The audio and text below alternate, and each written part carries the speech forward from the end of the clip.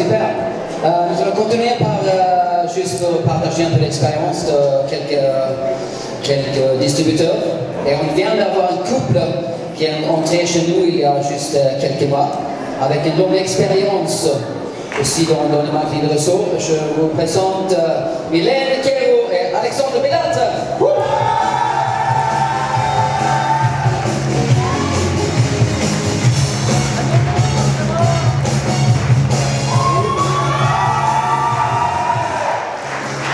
Bienvenue tous les deux.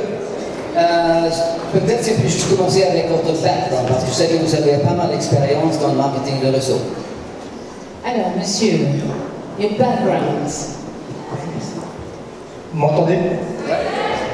Eh bien, bonjour à tous. Le background? Ouais. Le background. Eh bien, ça ne dérange pas si je me mets debout? J'ai pas vraiment l'habitude d'être sur un tabouret. Si tu veux. Ok. Eh bien, bonjour à tous, je m'appelle Alexandre Bélat, j'ai 43 ans. J'ai démarré le marketing de réseau il y a 16 ans en arrière.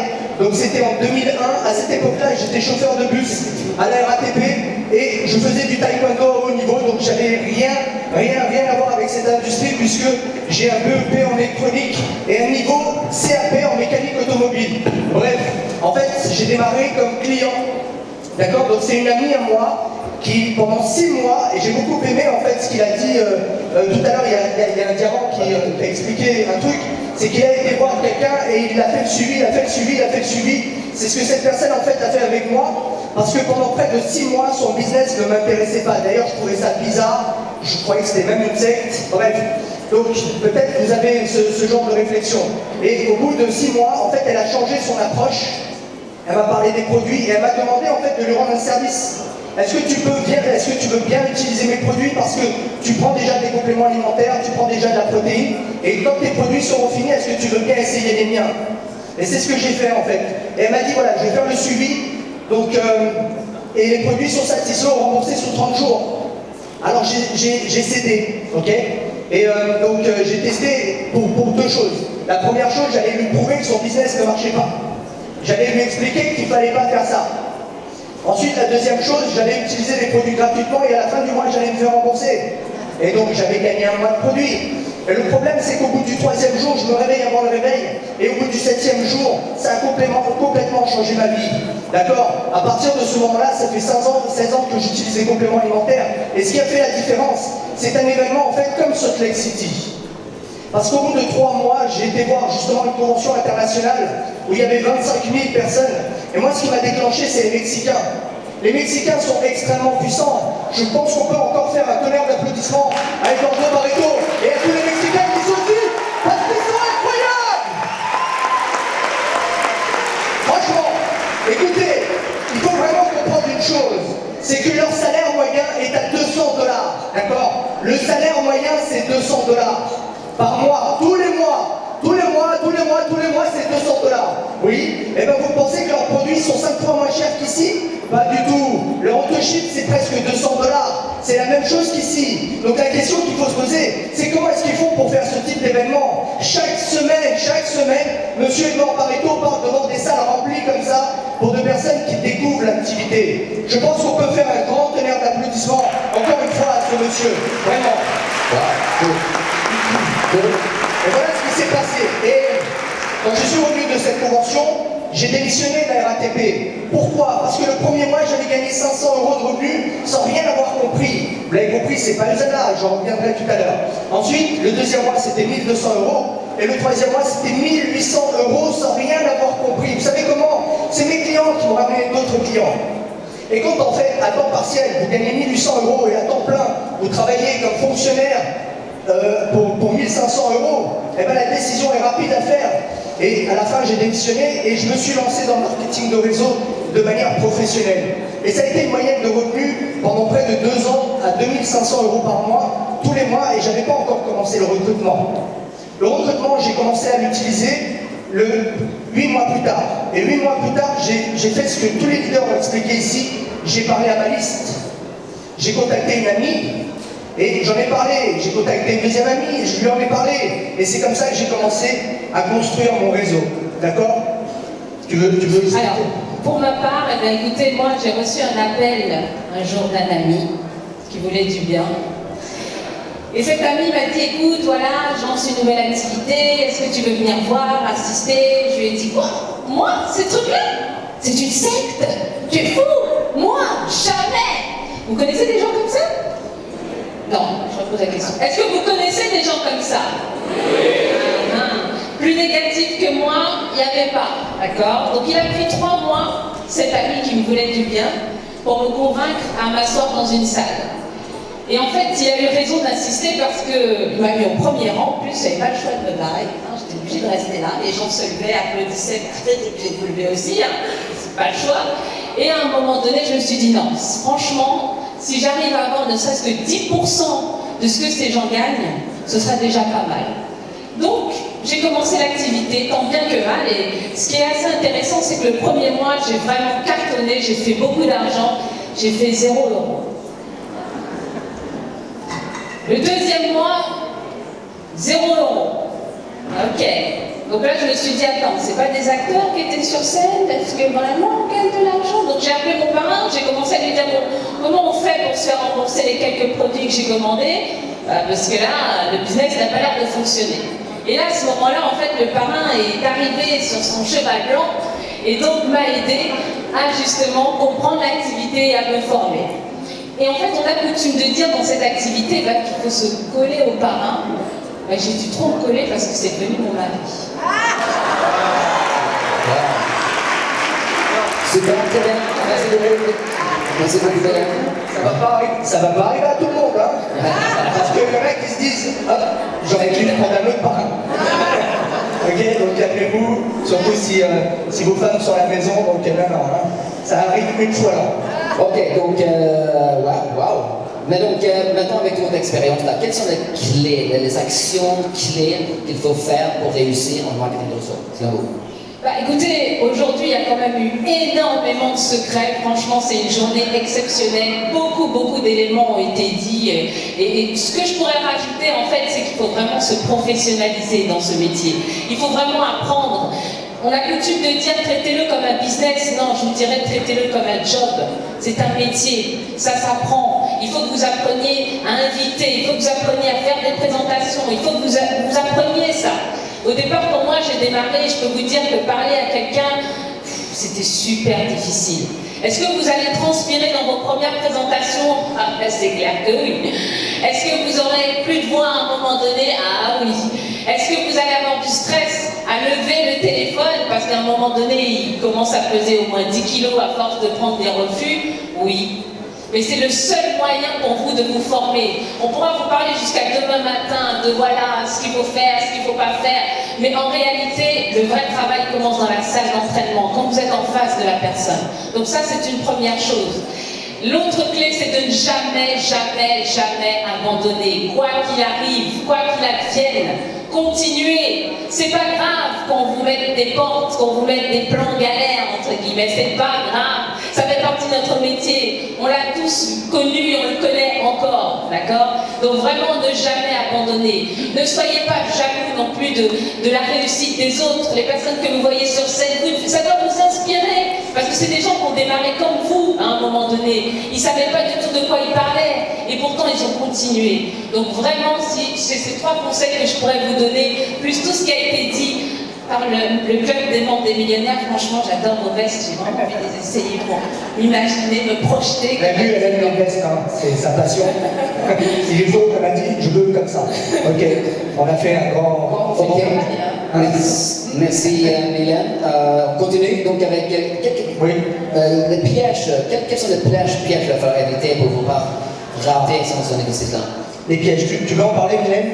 Écoutez, les pièges, vous savez, en fait, à chaque niveau, à chaque grade, il y a des pièges en réalité dans ce business. Et c'est ça qui est assez intéressant, il faut savoir les éviter. Mais le premier, je dirais que c'est le fait de prospecter peu, le fait de contacter peu de personnes. En fait, ce business, on a coutume de dire en anglais, success love speed. Vous devez accélérer l'échec. Vous devez accélérer le fait de passer des appels, de rencontrer des gens. Parce que c'est un cercle vicieux. Moins vous allez rencontrer de gens, plus vous allez donc rencontrer la négativité, vous allez continuer à l'engranger, et plus ça va être difficile ensuite de reprendre le téléphone. D'accord? Donc ça, c'est un cercle vicieux. Et le fait de très très rapidement rencontrer les gens, prendre des noms, à un moment donné, vous allez voir, ça va glisser sur vous. Ça n'aura aucun impact. Mais à un moment donné, vous devez accélérer. Sinon, l'avion ne va jamais décoller et vous allez faire du surplace. Et ça, il n'y a rien de pire. Et au bout d'un moment, vous direz, c'est pas fait pour moi. Donc ça, c'est un des pièges pour moi qui est un des pièges principaux. Super, génial.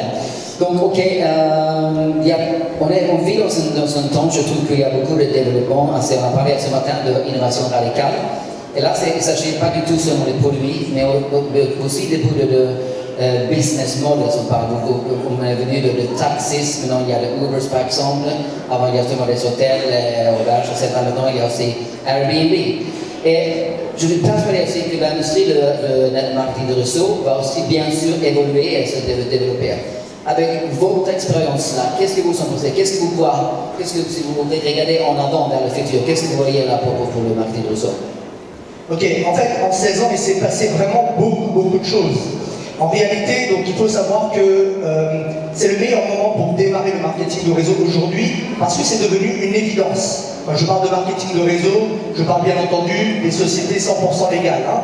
Ensuite, vous devez savoir une chose, c'est que lorsque moi j'ai démarré en 2001 et lorsqu'on devait parler aux gens, il n'y avait pas Facebook, il n'y avait pas les téléphones illimités, il n'y avait pas toutes ces choses-là. Donc il fallait aller vraiment, ce qu'on appelait dans le dur, aller parler aux gens dans la rue. Et c'est ce que je faisais en fait tous les jours. Je parlais à des inconnus dans la rue, parce qu'une fois qu'on a fait le tour de sa liste, eh ben, soit on ferme le rideau, soit on va commencer à parler à des gens qu'on ne connaît pas. Et c'est ce que j'ai fait en fait. Et aujourd'hui, c'est très facile de faire du business. C'est-à-dire que les choses ont totalement changé. Donc pendant les 15 années qui se sont écoulées, il n'y avait pas forcément beaucoup d'entreprises. Donc le choix était vite fait. D'accord? Maintenant, le problème c'est qu'aujourd'hui, on ne sait plus forcément vers quoi se tourner. Et pourquoi est-ce que nous avons choisi Usana? Parce que nous avons déjà atteint l'indépendance financière. Sur les trois, ça dérange quelqu'un si on parle un peu d'argent? Si je donne des sommes? Moi je viens d'une école américaine où c'est show me the money, d'accord? Eux c'est marqué, c'est des millionnaires, ils sont millionnaires, c'est marqué sur le truc. Donc, ce qui s'est passé en fait sur les 3 dernières années avec Mylène, c'est qu'on a atteint des équipes prestigieuses, c'est l'équivalent de diamant. On a posé les chiffres, c'était l'équivalent de diamant 10 étoiles chez Usana. Et on a décidé de démissionner pour repartir à zéro. On a laissé complètement notre ancien réseau, on leur a pas du tout parlé, on a recommencé avec des nouvelles personnes pour recréer une histoire qui est duplicable. Vous comprenez? J'aurais pu basculer 20 000 personnes et dire ouais c'est bon, et puis passer en 10 semaines diamant et dire ouais c'est génial. Non, on a recommencé à zéro. J'ai été chercher des nouvelles personnes sur Facebook, dans la rue, ou des contacts, et ma liste était complètement grillée de toute façon. Soit j'appelais mes anciens distributeurs, soit on repartait avec des nouvelles personnes. Et en fait, ce qui s'est passé, c'est qu'on a étudié près de 500 compagnies qui sont certaines sérieuses et d'autres qui ne le sont pas. Et ce que j'ai fait, c'est que j'ai appelé 4 personnes. 4 personnes que je ne connaissais pas, avec qui j'étais ami sur Facebook, et je leur ai donné rendez-vous au 118 avenue Champs-Élysées. Eux, ils croyaient que j'allais leur présenter Mercedes. Je leur dis, viens, tiens, j'ai un truc à t'expliquer, viens. Et là, je leur ai parlé des 7 piliers du succès. Je leur ai expliqué qu'il y a en réalité, aujourd'hui, de plus en plus de compagnies qui vont vous faire miroiter des choses, qui vont vous vendre le futur, qui vont vous vendre, qui font que promettre des choses. Pourquoi on a choisi Usana? C'est parce que Usana, bien sûr, fait des promesses, mais a aussi réalisé ses promesses. Vous comprenez ce que je veux dire? Alors je leur enseigne, il y a 7 points. Le premier point, on doit choisir une compagnie qui a plus de 20 ans. Pourquoi? Parce que 99% des entreprises de marketing de réseau ou classique meurent dans les 15 premières années. Ça intéresse les gens de toucher un revenu résiduel tous les mois, année par année, pendant 20 ans, 30 ans, 50 ans. Levez la main, qui aimerait avoir un revenu résiduel? Ouais, mais si l'entreprise n'est pas là, vous allez recommencer à zéro. D'accord? Donc la première règle, c'est de choisir une compagnie qui a plus de 20 ans. Est-ce que Usana là? Oui, c'est validé. La deuxième chose, l'Europe est un pays, est un département. Ça y est, j'ai bugué. Région. Oui, l'Europe, c'est vraiment une région du monde particulière. C'est-à-dire que, bien sûr, ils veulent aussi l'anglais aux États-Unis, mais même aux États-Unis, dans chaque État, c'est pas les mêmes lois. Ici, c'est pas les mêmes lois en Europe. Donc, le meilleur produit, le meilleur pays par lequel il fallait vraiment commencer, et ça, je félicite Usana parce qu'ils ont été très intelligents, ils ont commencé par la France. La France est le pays qui a le plus de lois restrictives dans le marketing de réseau, qui a un passé qui est sulfureux en marketing de réseau. Et donc ils ont été très intelligents parce qu'ils se sont posés directement dans la fédération de la vente directe, et ensuite ils ont mis un siège social à Paris. D'accord? Donc ça fait 3 points. Le 4e point, c'est de choisir une compagnie qui est cotée en bourse. Pourquoi? Pour avoir une transparence totale au niveau des comptes. C'est très très important de savoir si on n'est pas dans le Titanic. Parce que qu'est-ce qui s'est passé dans le Titanic? Ils ont heurté le récif et les autres ils ont dit non, continuez, tout va bien, allez, champagne. Et puis tout le monde est mort, vous comprenez ou pas? Donc il y a plein de dirigeants, il y a plein de leaders qui vont toujours dire non, t'inquiète, ça marche bien. Non, moi j'ai besoin de visibilité. Alors voilà pourquoi j'ai choisi une compagnie qui était cotée en bourse. Ensuite, une des choses qui est importante, on est dans le domaine de la santé, et je vais finir avec ça, c'est de prendre une société qui a minimum 100 sportifs de haut niveau qui utilisent les produits. D'accord? Et ben il y en a combien chez nous? 1000. Voilà. Et la dernière des choses, c'est le meilleur timing. Le meilleur timing avec les meilleurs leaders, avec le meilleur staff. Donc c'est quoi la société finalement? Quand on prend ces 7 caractéristiques, Usana devient une évidence. Et bien nous avons recommencé à zéro, parce que ça fait 16 ans que je cherche une compagnie comme Usana. Et vous savez comment on a commencé? On a commencé comme client. Pendant 4 mois, on a essayé le Health Pack. Moi, ça m'a choqué de voir le guide comparatif, de voir que la compagnie dans laquelle j'avais démarré il y a 15 ans n'avait que 2 étoiles. Et ça m'avait déjà donné des résultats comme ça. Je me dis non, c'est incroyable, une compagnie qui a 5 étoiles, 5 sur 5 est numéro 1, ex aequo avec d'autres compagnies. Mais j'ai eu beaucoup de chance. Et vous avez beaucoup de chance de démarrer avec cette compagnie. Voilà. Super. Merci beaucoup.